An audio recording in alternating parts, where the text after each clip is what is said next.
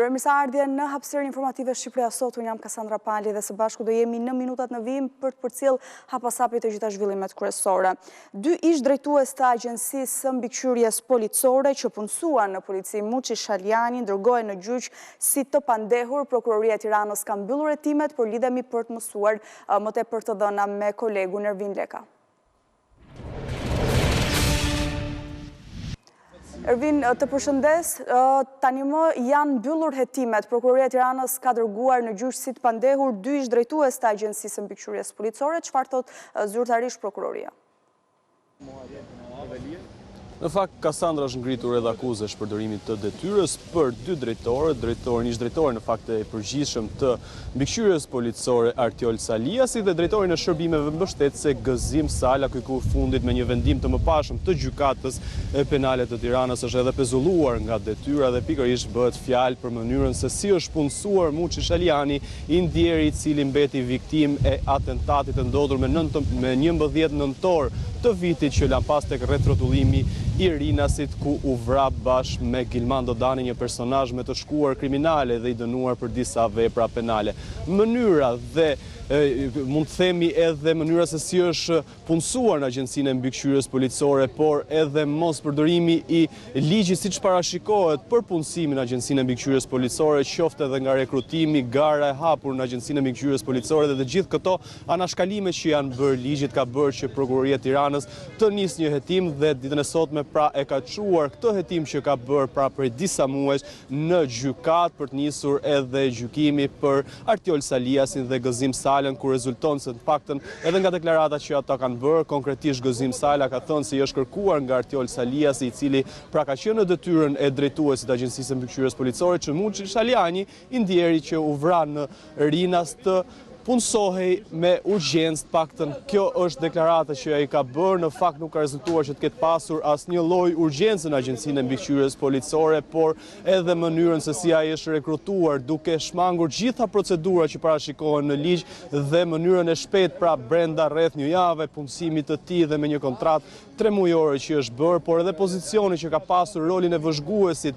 si një agent i agjencisë së mbikëqyrjes policore ka dyshimet paktën nga ana e prokurorisë se punësimi i tij është bërë në mënyrë që t'i shërbej personave të tretë, por edhe personave precedent penal, pavarësisht sa i kishte rolin e mbikëqyrësit, ai mbante kontakte me persona me precedent penal, siç ishte rasti pra Gilman Dodanit, ku në fakt humbën jetën të 2 në atentatin tragjik që ndodhi në rrethrotullimin e Rinasit dhe tashmë pritet që të caktohet edhe një short gjykues dhe më pas seancat për të nisur edhe gjykimi si për Artiol Saliasin dhe Gëzim Salën, të cilët akuzohen për shpërdorim detyre. Ndërkohë, Ervin, për të ndalur pak së bashku te një tjetër zhvillim, kërkesa e SPAK për pushimin e çështjes për Irena Gjokën, kur pritet të shqyrtohet, a kemi tashmë një datë? Në fakt, gjykata e posaçme e ka një datë dhe ka caktuar datën 21 prill në orën 10 për shqyrtuar edhe kërkesën, ku pak ditë më parë prokuroria e posaçme SPAK, duke argumentuar se nuk ka një dënim të formës së prerë për Irena Gjokën, ka vendosur që të pushoj hetimet dhe kjo kërkesë e SPAK, pra të cilën e ka dërguar në gjykatën e posaçme, pritet të shqyrtohet nga gjyqtarja e posaçme Marinela Osmani me datën 21 prill dhe pikërisht do të vendos nëse të pranohet kërkesa e SPAK për pushimin e hetimeve dhe gjetjeve pra që ka bërë prokuroria e posaçme SPAK, ku thotë se nuk ka pasur dieni Irena Gjoka lidhur me këtë gjyq që është zhvilluar në mungesë dhe pa dienin e saj në shtetin grek, por edhe arkivimin e këtij vendimi pasi nuk ka marrë formë të prerë për shkak të paligjshmërive si duket që janë bërë atje, qoftë me mosnjoftimin e Irena Gjokës apo çështjeve të tjera pra që janë bërë në shtetin grek, dhe pritet pra shqyrtohet me datën 21 prill dhe të vendoset nëse do të pranohet kërkesa e SPAK për të pushuar hetimet ndaj gjyqtares së posaçme Irena Gjoka. E kuptoj. Mirë, Ervin, unë të falenderoj për këtë raportim të drejt për drejt. Ne duhet se më tej me tjera zhvillime, ndalemi më konkretisht në Vlorë, ku policia e qytetit bregdetar ka ekzekutuar vendimin e gjykatës së posaçme për ndalimin e Jorgo Goros. Lidhemi me kolegun Elton Nika. Elton, të përshëndes, është ekzekutuar vendimi për Jorgo Goron, kur ka ndodhur shoqërimi i tij drejt ambienteve të policisë së këtij qyteti. Të policisë së Vlorës. Në fakt, shoqërimi dhe ndalimi i Jorgogorës është kryer mbrëmjen e dieshme nga policia e Vlorës pas vendimit të gjykatës së lartë pikërisht për faktin se Jorgogoro në bazë të përllëgaritjeve kishte ende për të kryer edhe 6 muaj e 10 ditë burg. Sipas informacioneve nga policia e Vlorës, Jorgogoro është paraqitur mbrëmjen e dieshme në ambientet e policisë së Vlorës, ndërsa më pas është bërë dhe ekzekutimi i vendimit lëshuar pikërisht nga SPAK, referuar pikërisht të këtij fakti, se në bazë të llogaritjeve pikërisht ish kryetari i Bashkisë së Marrës kishte për të kryer ende edhe 6 muaj e 10 ditë burg. Aktualisht Golo ndodhet në ambientet e drejtorisë së policisë së qarkut të Vlorës në pritje të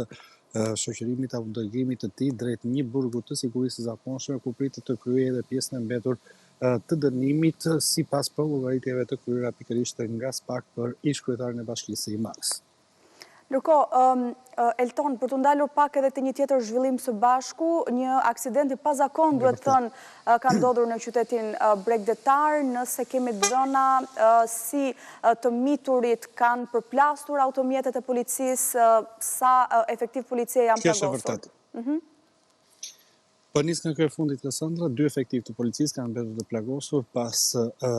një aksident pazakont apo ngjarje të pazakont të ndodhur gjatë orëve të natës së djeshme pikërisht në qytetin e Vlorës. 2 të mitur, rreth 14-15 vjeç, njëri prej cilëve në drejtimin e një automjeti tip Golf nuk i kanë ndaluar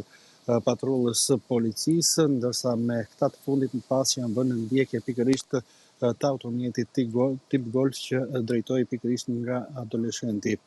Në momentet kur ka mbritur pranë zonës së bulevardit kryesor të qytetit të Vlorës, pra bulevardit Ismail Qemali të qytetit të Bregdetar, automjeti tip Golf ka goditur edhe një nga automjetet e efektive të policisë që ishin në ndjekje pikërisht të këtij të 2 14 vjeçarëve dhe duke u larguar më pas nga vendi i ngjarjes. Pikërisht nga aksidenti të plagosur ka mbetur 2 efektiv, të cilët janë dërguar për ndihmë mjekësore me një në Spitali Rajonal të qytetit të Vlorës, fatmirësisht pa probleme të rënda, ndërsa 14 vjeçari ka arritur të largohet duke fshehur të paktën nga informacioni fundit që kam automjetin tip Golf në një garazh dhe më pas është larguar drejt banesës dhe me të afërmit e tij të cilët më pas e kanë dërguar 14 vjeçari që drejtonte automjetin drejt komisariatit të policisë së Vlorës. Automjeti është gjetur më pas edhe pas të dhënave të marra nga 14 vjeçari dhe është dërguar në ambientet e drejtorisë së policisë së qarkut të Vlorës. Ne kemi edhe në video pikërisht momentet kur mbrin pranë policisë së Vlorës automjeti tip Golf dhe duket qartë edhe goditjet që ka pësuar në drejtimin e 14 vjeçarit. Normalisht janë duke vijuar hetimet dhe pyetje e 14 vjeçarit nga uniformat e policisë së Vlorës, natyrisht në shoqërim me një psikologu për të hedhur më shumë dritë rreth së ngjarje për shkaqeve që çuan këtë të fundit së bashku me bashkëmoshatëdharin e tij të marrin automjetin dhe më pas të mos i ndalojnë policisë duke kryer me të vërtetë një ngjarje jo të zakonshme për moshën e tyre, por natyrisht edhe duke dëmtuar 2 efektiv të policisë. Ndërkohë, Elton, vetë 2 14 vjeçarët a kanë dhënë dëshminë e tyre, çfarë kanë deklaruar në pronësi të kujt ishte automjeti? Të paktën nga informacionet që kam, dyshohet që automjetit janë në pronësi të një shohim edhe në këto momente automjetin, Elton, është automjeti që kanë përdorur 2 14 vjeçarët me cilët kanë shkaktuar edhe aksidentin zinxhir, duhet thënë, po. Kjo është e vërtetë sepse kanë qelluar përveç automjetit efektive të policisë dhe një automjet tjetër të parkuar në bulevardin kryesor të qytetit të Vlorës. Ishte pikërisht ajo pamje që dham pak më parë Kassandra në momenti kur automjeti tip Golf ka mbritur në ambient drejtorisë policisë së qarkut të Vlorës dhe futet në brendësi të saj.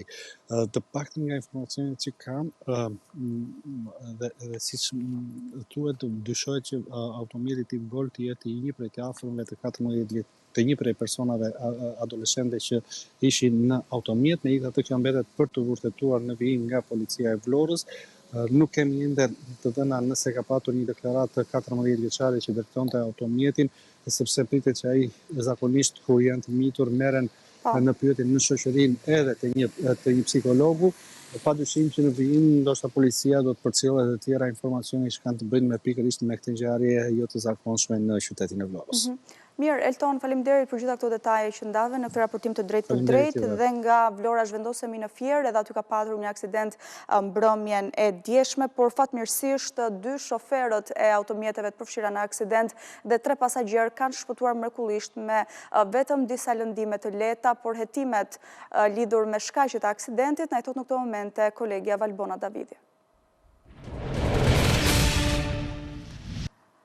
Valbona, të përshëndes, ka nisur hetimet për ngjarjen, aksidentin e mbrëmjes së djeshme në aksin rrugor Fier-Patos.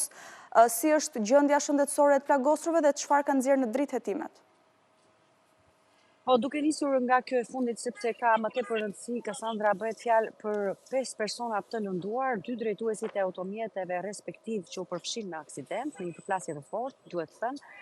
aq sa mjetet u bën të padallueshme nga dëmtimet, dhe 3 pasagjerë që ndodheshin respektivisht 2 në njërin automjet, ndërsa një tjetër në automjetin tjetër. E rëndësishme është të thuhet se shëndeti është gjendja shëndetësore e të lënduarve e të 5 personave është e qëndrueshme, janë jashtë rrezikut për jetën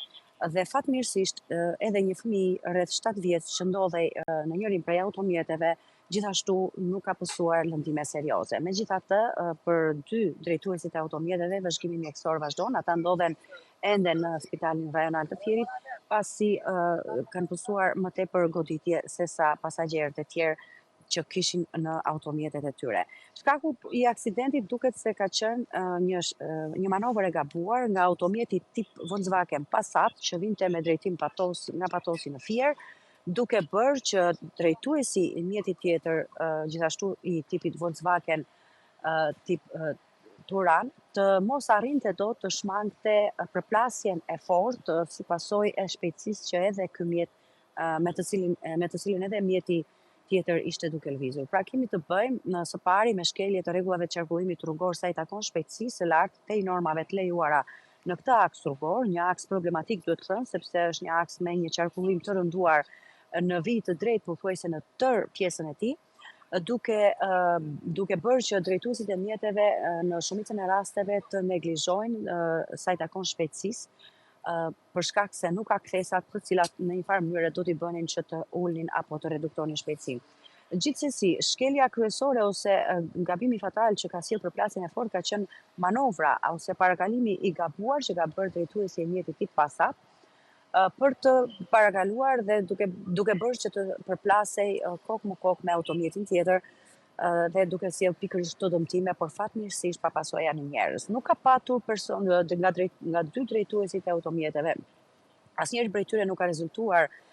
pozitiv në testin e alkoolit, çka ka bërë që policia e Fierit në këtë rast të ndërmarrë masën e procedimit penal në gjendje të lirë paraprakisht, sepse ende vazhdojnë të ketë dokumentim dhe hetim të shkaqeve të aksidentit, por paraprakisht është ndërmarrë masa e procedimit penal në gjendje të lirë për 2 drejtuesit e automjeteve, ndërsa mbetet për të parë se si do të vazhdojë më tej hetimi dhe çfarë do të zbulojë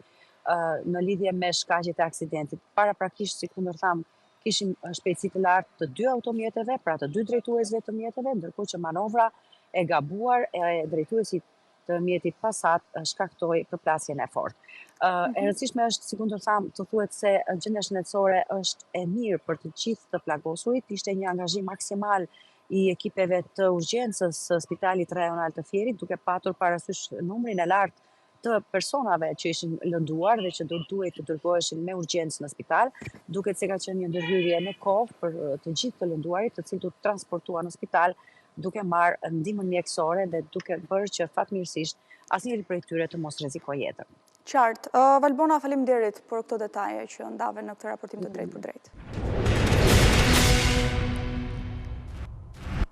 Dhe si kundër e njofton edhe sigla, kemi një informacion të minutës së fundit nga ana e policisë së Pogradecit, ku thot se ka arrestuar 2 persona të cilët kanë tentuar që të marrin me forcë në automjet një 17 vjeçar, e kanë dënuar atë dhe kanë dëmtuar me thik pas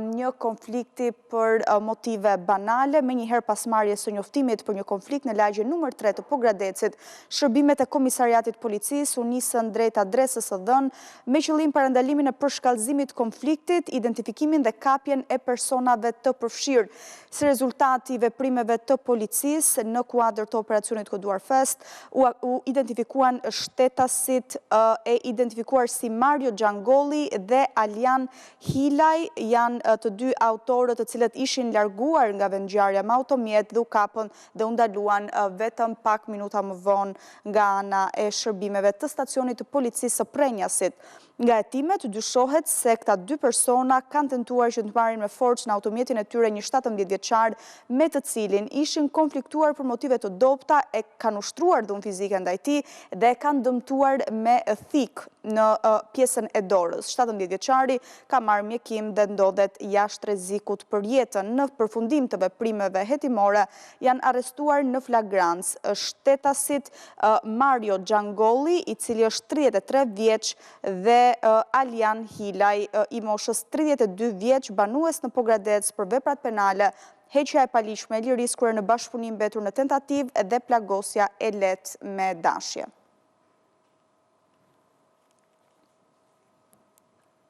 Mirë, ishte ky informacioni fundit, do ecim më tej me tjera zhvillime. Ndalemi në qytetin bregdetar të Durrësit me kolegun Leonida Musaj pas një aksioni të policisë së këtij qyteti duke arrestuar një 59 vjeçar nga Shijaku në banesën e cilet u gjetën arsenal armësh. Leonida, të përshëndes, kush është personi i arrestuar, si i kishte siguruar këto armë zjarri? Përshëndetje Kasandra, shtetasi i cili është vënë pranga nga ana e policisë së Durrësit në mbrëmjen e dieshme gjatë një operacioni është shtetasi i Shkëlqim Varaku, 59 vjeç, një person i cili është i skeduar edhe më parë nga ana e policisë së shtetit, po për të njëjtat vepra penale, pra për tregtim të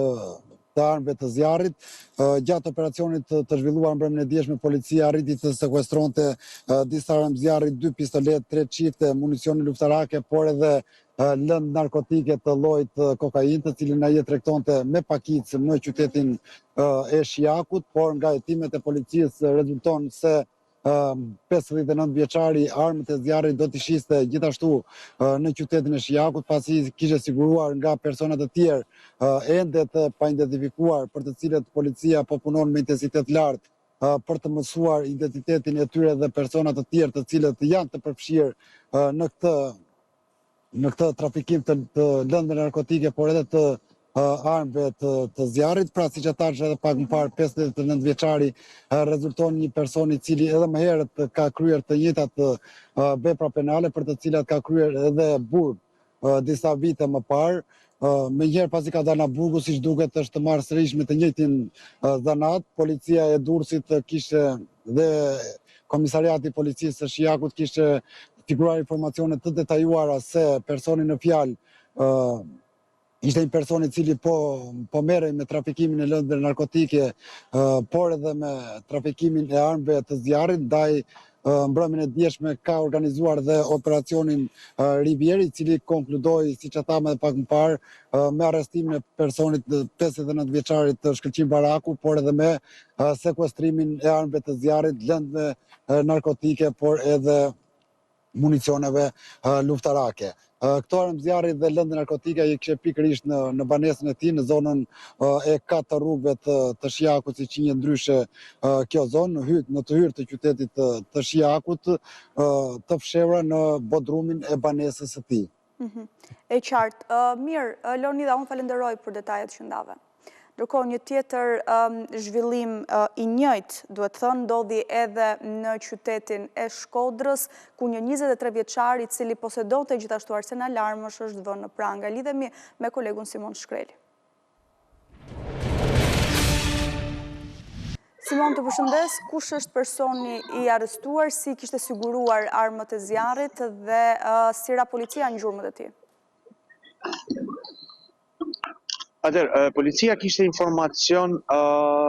për veprimtarinë e 23 vjeçarit Aleksandër Mihilli, i cili është ndaluar nga Forca Shqiponia në kuadër të operacionit koduar Ura me qëllim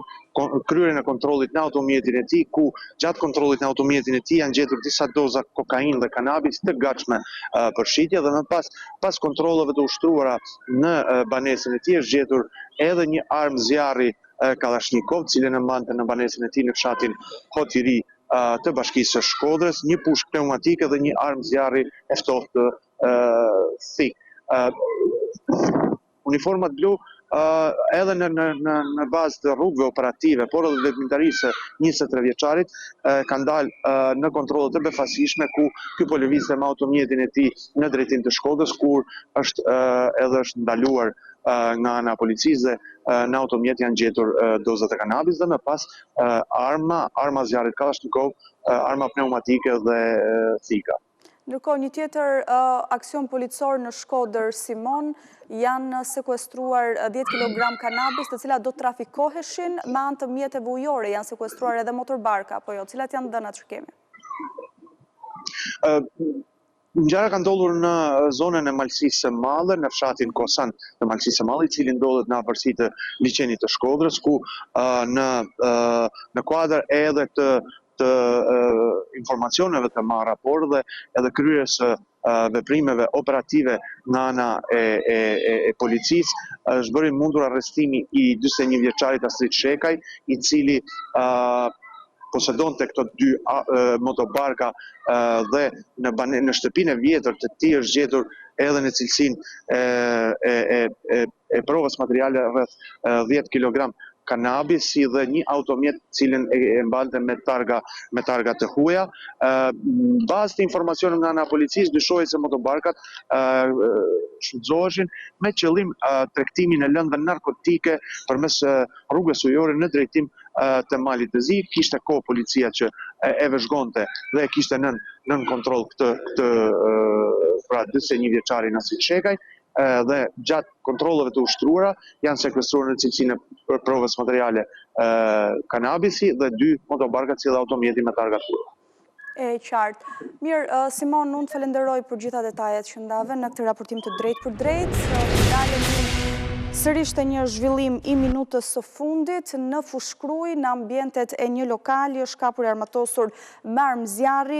një 36 vjeçar, policia ka ndërhyrë në një lokal në zonën e Fushkrujës, ku kanë lokalizuar shtetasin Andi Gjafa, të cilit gjatë kontrollit në çantë i kanë gjetur një armë zjarri, pistolet me krër dhe municion luftarak. Është proceduar penalisht pronari i lokalit për veprën penale të mos kallëzimit të krimit, ndërkohë që është sekuestruar edhe arma e zjarrit të llojit pistolet me krëhër dhe municion luftarak.